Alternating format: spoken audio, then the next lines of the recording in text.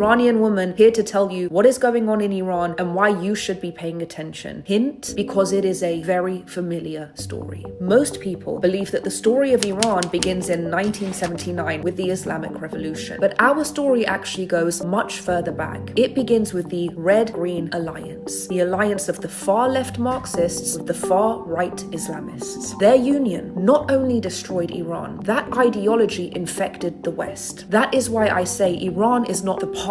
Iran is a warning of what happens when that ideology goes unchecked, and I'm about to tell you. So let's go back in time for a few short seconds. How did socialism make its way to Iran? A lot of people don't know this, but the Soviets actually entered Iran in the early 1920s and annexed a northern part of its territory, turning it into a socialist state. Well, like all other socialist states, it was obviously doomed to fail, and fail it did. But that wasn't before the Marxist ideology went underground in Iran, infecting Iranian textbooks, academic life, education, and the intellectual elite. But most importantly, what did this Marxist ideology teach young Iranians? It taught them that the West was their enemy and it was their moral duty to fight Western imperialism. This is what I call the Great Lie. Why? Because it was never about fighting the West or even making Iran a better place. It was about using our lands as a revolutionary launchpad for their communist dreams. Then came the turning point. In the 1960s, the Shah introduced the White Revolution. That was a modernization project. It increased women's rights, women's suffrage, education, literacy, land reforms, industrial expansion. It was supported by the Iranian people by referendum. But guess who rejected it? Of course, the Red-Green Alliance. They said that that type of modernization was westernization, and that couldn't happen in Iran. That was when the Marxists and the Islamists began setting fire to everything. That's why they set fire to Rex Cinema famously, because they said cinemas were a symbol of westernization. That movement eventually led to the 1979 revolution that overthrew the Shah and ushered in the Islamic regime. And who, pray tell, was the leader of this revolutionary movement? Ayatollah Khomeini. Like every practitioner of the Great Lie, he mastered borrowing Marxist language to promise free everything. Free water, free education, free healthcare, free housing, free transportation. Well, Iranians discovered very soon thereafter, turns out there's no such thing as a free lunch. It was, of course, a gigantic grift. What came next? We've all seen. A hands-made tale-style, totalitarian theocracy. Hanging, lynching, shooting, blinding, people just asking for basic human rights. And who were the very first people to be executed as soon as that regime came to power? The same leftists that ushered them in, convinced of the Great Lie. Now, almost 50 years later, after multiple attempts, this is what the Iranian people are rising up to free themselves from. And it is very important to pay attention to exactly what they're chanting. They're not just saying down with the dictator. They're saying in akharin nabarde Pahlavi barmigarde. What does that mean? It means this is the last battle, then Pahlavi will return. Why? Because Reza Pahlavi is the son of the last Shah, who they ousted because of the Great Lie. The Iranian people will choose their own future by referendum, but before they move forward, they must correct